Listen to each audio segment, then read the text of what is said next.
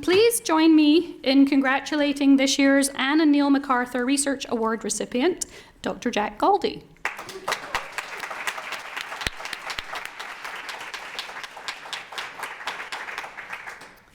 Dr. Gauldie is, as you've already heard, Vice President of Research at St. Joseph's Healthcare Hamilton. He is a distinguished university professor at McMaster University and a recent recipient of the Order of Canada.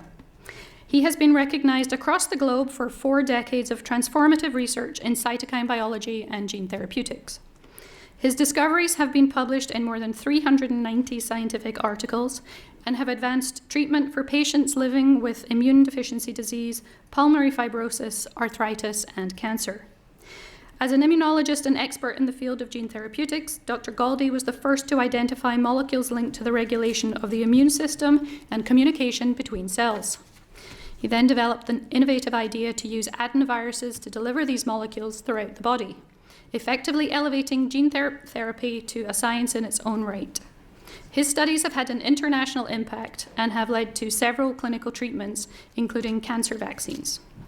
Dr. Gauldie has inspired and mentored many researchers with dozens of Team Fibrosis at McMaster, among whom I have to count myself, and members around the world. We are proud to honour Dr. Jack Gauldie today with the Anne and Neil McArthur Research Award. Please come forward.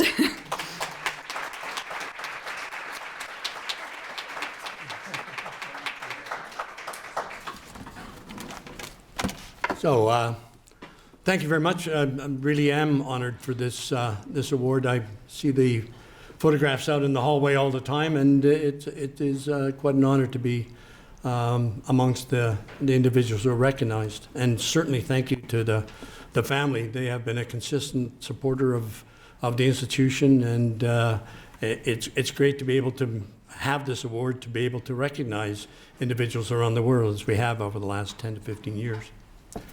So let me take you through a little bit of a journey. I've never given a talk like this before. Usually get to give this talk just before you die. So I'm not quite there yet, but it's on those flavors. I want to take you through, I guess, 40-odd years of research here in Hamilton, and tell you a little bit.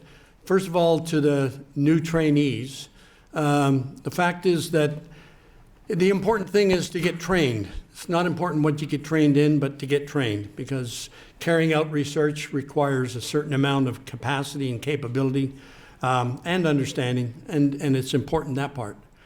What you end up doing is probably never what you ended up being trained for in the first place, and I think that's true for many of the individuals in the audience. And I think those are important tenets to take away. So I'm going to take you a little bit through, I think, 3 important areas of investigation that we did carry out here in Hamilton, at McMaster and St. Joe's and at HHS. I came to McMaster as an undergraduate, having been brought up here primarily in Hamilton for most of my life. But I arrived here in 1960 and then graduated in 1964 in chemistry and physics. So how do you get from chemistry and physics into what's effectively an operational part in the hospital? That's a relatively easy transition because you go where your interest lies, and that's another message that I think the investigators want to have. So in 1972, I had been in England for 7 years, and 1970 rather, I came back to McMaster, and then in 1972, I joined the host resistance program in the Faculty of Health Sciences at McMaster, dealing primarily with the new science. That was science of immunology. It really was a brand new science. And when I went to McMaster, I walked into a situation like this. Now, these are 3 relatively famous individuals. The first on the left here is John Bienenstock, and his interest and his areas of expertise was in mucosal immunity, the immune response associated with the mucosal lining as opposed to the systemic antibody lining. And back here was Peter Dent, who also became famous here at McMaster. And Peter was in pediatrics, and yet he was studying the immune response against tumors, the tumor immunobiology, very early on. And the other person here is Dan Perry, who was a surgeon and was also interested in immunology. And he, in fact, was a person who taught us most about the development of the lymphocyte population, the T cells and the B cells. So I met up with these three individuals, and in fact, it was perfect for me. I fit right in. They were as crazy as I was, and we enjoyed it. It was the first place that I learned that you really can enjoy being in research. And every day it was a new type of activity and a new plaything that you could play at, because you had questions you derived yourself, but at the same time you were surrounded by a lot of fun. And that's a common theme, again, that I want to make sure that most of the trainees understand. You got to have fun. So I worked with John Beanstalk for 40 odd years, and we became known as Jack and the Beanstalk. And that isn't a take on it, but we really were a very, very good individuals working together, learning from each other, and I learned a tremendous amount from him. I'm not sure what he learned from me, but by the same token, I never did get to cut him down under those conditions. But at the same time, I did develop this issue about having fun, having an enjoyment, and coming into work to be that way every day. And if it wasn't going to be fun, then don't come in. I passed most of that on to my students and my trainees, and I think that's a common theme that would be there. Because once I started, and the first topic I'm talking about is inflammation and cytokine biology. These are my first three graduate students, and as you can see, they were having fun. I must admit that alcohol might have had a little bit to do with it at that point in time, but this is Louis Lamontagne, this is Carl Richards, and Andy Stadnick. And this was my first entry into training those individuals who are going to follow on, but we were really active in the area of where we were trying to understand the molecular regulation of inflammation. At that time, we were working primarily in acute inflammation. What does the body do when it gets injured, and how does it repair? It repairs through the inflammatory response. And so I'm going to tell you about the first situation, which we began to study these molecules. These are called cytokines. Now, they're molecules that communicate between cells. One cell makes the molecule, and another cell has a receptor for the molecule and responds. This is not unlike the endocrine system, where you've got insulin, which is made in the pancreas, translated to the muscles, taken by the muscles, and the muscles do something. So these cytokines are very important in being able to communicate cell to cell. And in fact, when they go wrong, then you get pathology. When they go right, then you get good responses. So we asked the questions about what these molecules were. Well, we knew at that time that these molecules were beginning to become not only cytokines, but interleukins, something that communicates between leukocytes. So those were the interleukins. And in the early 1970s and 1980s, when we were working on it, we knew that there was one, interleukin-2. It was very, very popular at that time. But we also knew there might have been an IL-4. Somebody was mentioning that it was a 4. We did know that there was an IL-1. This was the preeminent inflammatory cytokine that was available. This was the molecule that seemed to trigger all of the responses. And there was another one, tumor necrosis factor, TNF.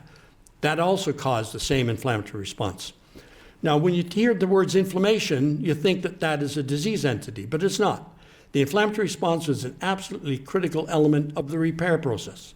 You need the inflammatory response. You need all these molecules to get the right repair.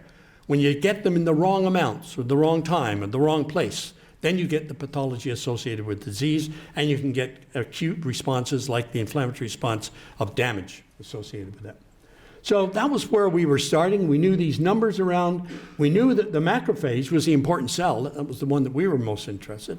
It made these molecules and exported them, but we knew only a few that were related to that. But when you looked at it, the macrophage was responsible for communicating with a whole series of cell populations. It communicated with the liver to turn on the liver to make it go through an acute phase protein response.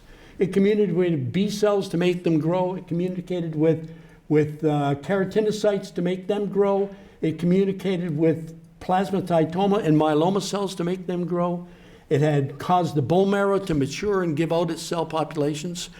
These were the functions of what the macrophage was. We knew it gave out interleukin-1 and interleukin TNF, but was that the same molecules that did all these things? The answer obviously is no, it couldn't possibly be. And so we embarked on actually asking a question relatively easy, was what was the effect of the macrophage on the liver? And to do that, we ended up isolating rat liver tissue and isolating rat liver hepatocytes and putting them in culture and then looking at the effect of the macrophage on the hepatocytes and how they began to make these various proteins of the acute phase protein response. In fact, we were looking for a molecule that we called hepatocyte growth factor. And it wasn't these. We proved that that wasn't the case, so this had to be another molecule. So this had to be another one of these molecules that we were looking at. Well, unbeknownst to us, but at the same time, literally the same time, this is another issue that if you think you've got an original idea, you don't. There's another 10 people have it. They're out there working on it, and you better to get yours out there first. So we were working on hepatocyte growth factor. Somebody down in New York, in Columbia University, was working on a molecule that they got from macrophages that stimulated lymphocytes and caused the lymphocytes to get proliferative. And they called that molecule interferon beta 2. They thought it was an interferon molecule. In Japan, there was another group working on a molecule isolated from macrophages that caused B cells to proliferate. And they called that molecule B cell stimulating factor 2. Over here in Holland was a group working on a molecule that they knew that they could get from macrophage that helped them grow hybridoma cells. Hybridoma at that time was the new invention of Kohler-Milstein, that they were able to then generate monoclonal antibodies, which is the biggest growing biological area of medicine today, to make new monoclonal antibodies for treatment and therapies. They called that hybridoma growth factor.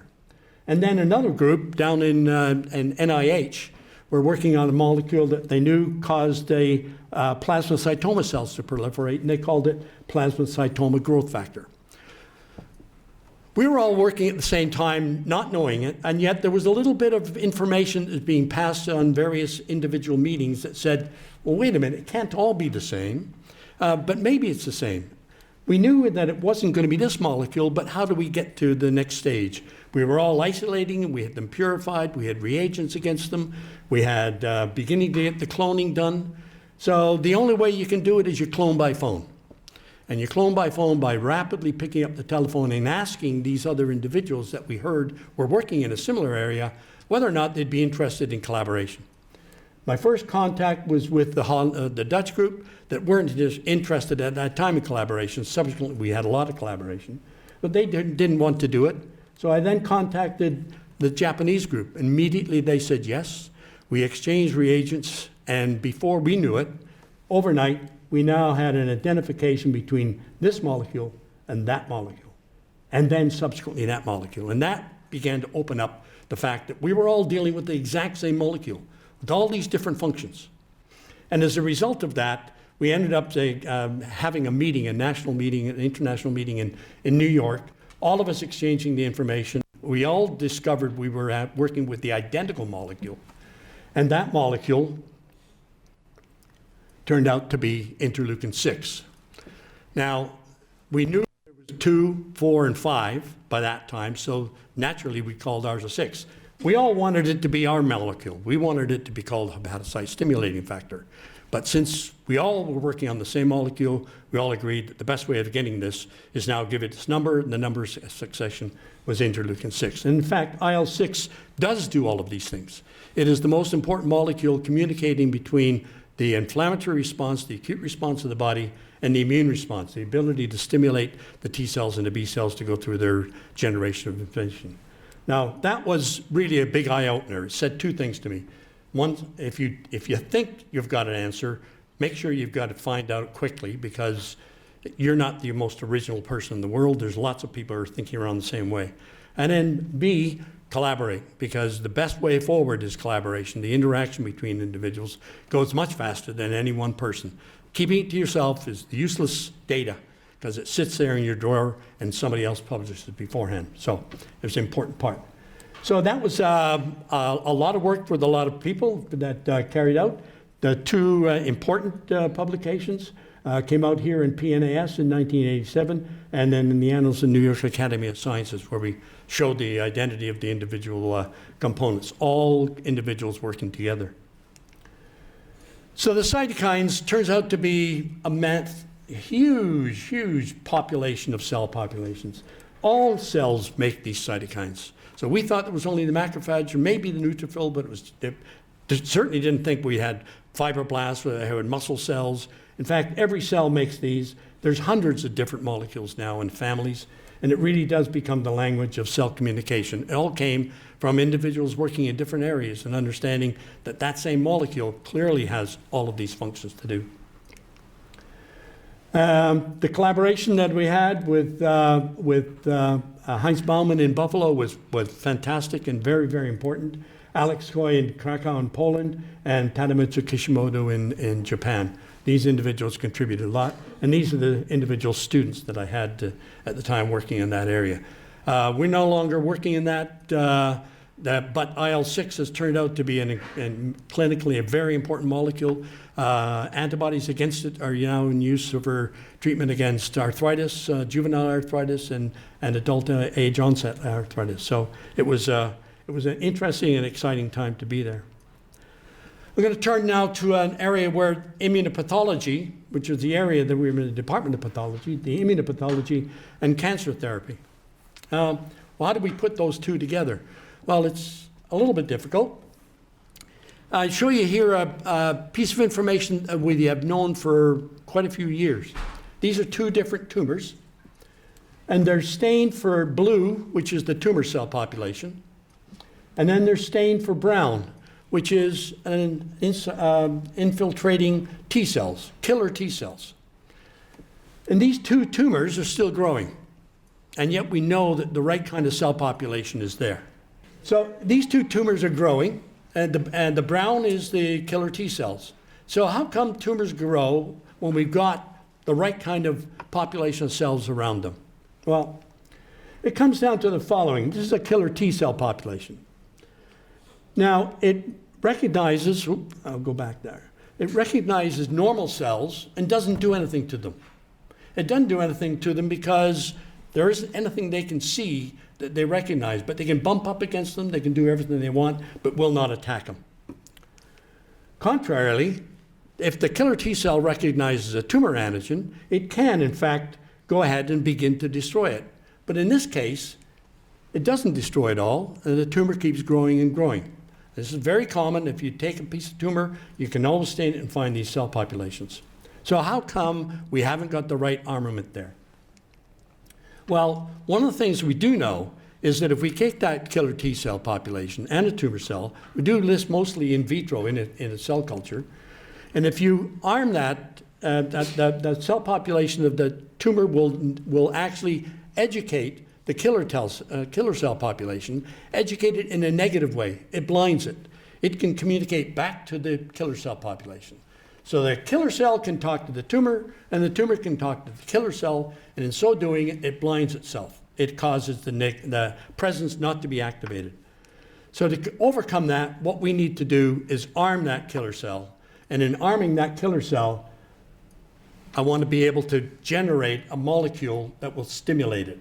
And one of the molecules that stimulates it to kill that cell is interleukin-2, the molecule that we knew all along was involved in stimulating the immune response. Well, I have to stand back a little bit and talk about another collaboration that we had between a very good colleague of mine in the Department of Biology, who was also in the Department of Pathology, is Frank Graham. Frank worked on a virus. It was called adenovirus. We all have it. It's a common cold virus. We all have immunity against it. Every now and again we succumb to it, we get infected with it, and you cough and spute and everything else is normal. This virus is very interesting because it readily infects individuals very easily, but we can manipulate it once we know the genome. And Frank figured out how to get rid of an area called the E3 region and take that piece out and open it up so that that virus is no longer capable of replicating. It can infect, but it can't replicate. And if instead in that E3 region you insert a gene of something you want to be expressed, then this turns into a viral vector. It'll carry that gene into a cell, and once it begins to uncoat, it will now express that gene product. And so this viral vector became the basis for which we did all of our next sets of work, where we introduced genes of various types. And the first gene we introduced was IL-2. So we made an adenovirus vector that had expressing IL-2, and putting that into the thing, We, in fact, ended up running the first clinical trial in Canada in gene therapy in cancer, where Christine Addison was a student that worked in Frank's lab. This is Frank Graham here, myself and the patient, along with the fellow in Toronto, Dr. Keith Stewart. We ran that first clinical trial in that. It wasn't successful, but it was successful in telling us this was a process that we could do. We knew that we were stimulating immunity in some cases. It didn't do it totally and correctly in the right manner, but it gave us enough indication that this was the direction to follow. It also gave us the ability to actually get some philanthropy behind us, because we got a tremendous gift, got a tremendous gift of $1 million in order to establish a basically GMP facility for making these vectors. In HHS and in the McMaster Immunology Group, we have a vector facility that can make small batches clinical grade material to be able to use it in clinical trials. And we did that over the period of the next few years. And the first trial we did was in multiple myeloma, where with Ronan Foley leading the charge, we were able to take patients' blood, individuals who had metastatic melanoma, isolated the cell populations, and then grow those in the cells to a cell population called a dendritic cell that we knew was capable of stimulating the immune response. We grew enough of those in culture, and then we loaded them with the adenovirus expressing IL-2. So when putting those into it, we were able to do it, and we also loaded them with an adenovirus expressing a tumor antigen. And that tumor antigen was able to stimulate the immune response against the tumor once it went back in as a virus. We ran the clinical trial in that stage using an adenovirus. Again, there was no real regressions associated here, but we learned how to deal with it in terms of how do you isolate the cells, how do you grow them, how do you prepare them, how do you load them up, how do you administer them back, how do you transport them in data. All of that was a great learning experience that that benefited us and certainly benefited the world. We published all this data. We also participated with other companies who began to see this as an area. This is using a herpes virus vector in which we loaded 3 different antigens of tumors against melanoma. Again, melanoma was the popular one to go after simply because there was a lot of it, number one, and it was a basic tumor, so you could see the response if it was occurring. We did get some responses in this particular trial, but no complete remissions and no complete stars. But again, these were learning environments, and this whole series took over about 8 years to get from where we first thought we would give the first trial to situations where we're at now today. So the trial itself wasn't successful, but in getting there, we learned a lot on how to do it, how to carry it through, and get the thing. So these are some of the publications that are important, some of the names. This is the one in which I showed with the IL-2 adeno vector, and here are the dendritic cells we had developed in animal model to show that it would work before we got to do the clinical trials. And these are the names of the individuals associated with it. It actually is working, not in our hands. We haven't got there yet, but others taking these leads, and not certainly just because of us, but because a lot of people began to work in this particular area. A lot of people began to take leads, and now there's a CAR T-cell population. You may have read about it in the newspapers, and that it's real, it's actually working. It's working primarily at this point in leukemias. There's time to get to a stage. We've also got the ability to understand that that immune response that I talked about, where the tumor begins to talk back to the killer T-cell population, that was fully understood, and it begins now using new types of drugs to modify that immune response. Things are happening. It is a reality. You will read about it topically as you go through in the newspapers. White cells being manipulated, being transported over distances as new drugs, so that the patient cell population becomes a drug of hope. Dr. Bramson, who's at McMaster, they developed a novel chimeric T-cell antigen coupling receptor, another way of doing the CAR T-cells. These are going into commercial development as we speak. So things are happening. As I said, the liquid tumors, the leukemias are the primary target right now, but solid tumors are on the horizon, and hopefully this will lead to interventions that are really personally tailored to the individuals. So these are the individuals who took part, and they're all basically here. Almost all are here at McMaster. John Bell in Ottawa and Children's Hospital of Eastern Ontario, who are using oncolytic viruses as well as the adenovirus to vaccinate, and Dr. Keith Student, as I talked to you, and here's the 3 individuals, students who participated. So let me finish off then in the third area. And the third area is asking those similar questions, but now in a chronic inflammatory stage. So we got acute inflammation, we got the liver's response to that, we worked out on the individual cytokines. Now can we understand chronic inflammation? Well, the chronic inflammatory state that we asked questions most about was in fact idiopathic pulmonary fibrosis. The reason was that St. Joseph's was the best place in North America to work on chronic inflammatory diseases of the lung, and indeed idiopathic pulmonary fibrosis was one of those. And one of the people who arrived at St. Joseph's first and then came over to work in our laboratories was Manel Jordana. And Manel was a respirologist from Spain. He's still here. He's on faculty at McMaster.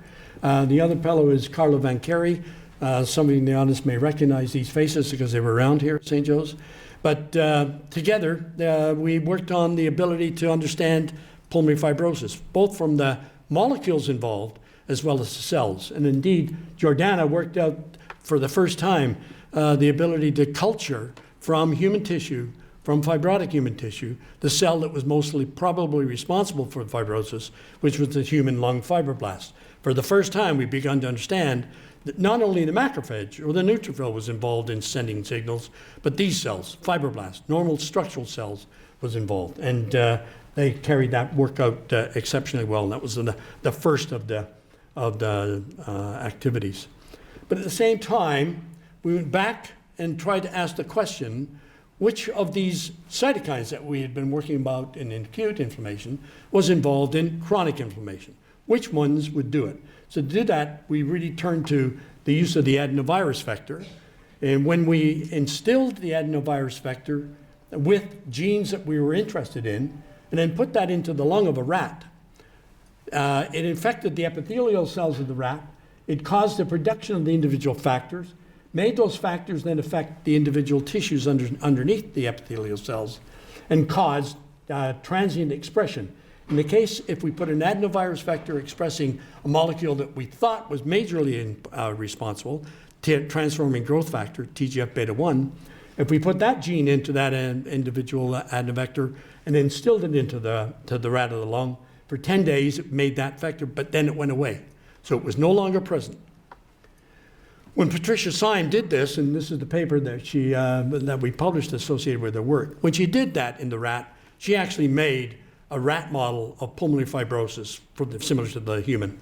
And here is molecules that are the presence of fibroblastic foci, which are present in the human IPF tissue, fibronectin and depositions, the thickening of the pleura that was there, and all the way out to 61 days. We haven't got the gene that was there. The gene's gone.